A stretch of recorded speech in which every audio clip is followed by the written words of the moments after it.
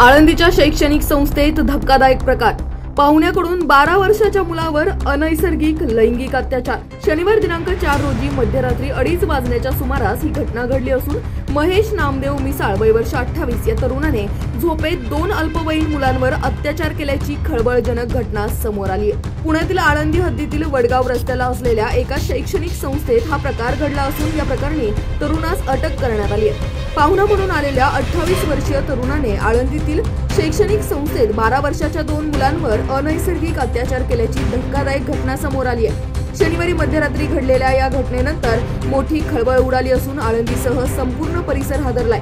या प्रकरणी तरुणास अटक केली असून घटनेचा पुढील तपास सुरू असल्याची माहिती पोलिसांनी दिली आहे। पाहूयात। ही छोटी एक संस्था आहे। त्या संस्थेमध्ये 7 विद्यार्थी आपल्या याचं शिक्षण घेतात, पूर्ण आपल्या पखवाद वाजन आणि या सर्व बाबींचं। संस्था ही त्यांच्या घरामध्येच वरती एक रूम करून त्या ठिकाणी विद्यार्थी वास्तव्याला आहेत आणि त्या ठिकाणचीच ही संस्था आहे। याच्या संदर्भात प्राथमिक माहिती घेतला की कुठेही नोंदणीकृत असल्याचे काही डॉक्युमेंट्स त्यांच्याकडे नाहीत। या ठिकाणी त्या पालकांनी आमच्याकडे पोलीस स्टेशनला येऊन तक्रार केली की मुलांवरती लैंगिक अत्याचार त्या ठिकाणी असणाऱ्या एका संस्था चालकाच्या नातेवाईकांनी, जो तिथेच राहतो, त्याने केलेले आहे। तर त्याच्यानुसार तात्काळ आम्ही कारवाई करून दोन विद्यार्थ्यांची या संदर्भात लैंगिक शोषण झालेलं त्याच्यात निदर्शनास आलं आहे। तर त्या संदर्भात तात्काळ फिर्यादीची फिर्याद आम्ही दाखल केली आणि आरोपींना ताब्यात घेण्यात आले। यासोबतच त्या विद्यार्थ्यांनी घडलेला प्रकार, संस्थेमध्येच एक महिला आहे, संस्था चालकांच्याच नातेवाईकांपैकी एक आहे, त्यांना कळवला होता, परंतु त्यांनी त्या संदर्भातला तात्काळ पोलीस स्टेशनला माहिती देणं आवश्यक होतं।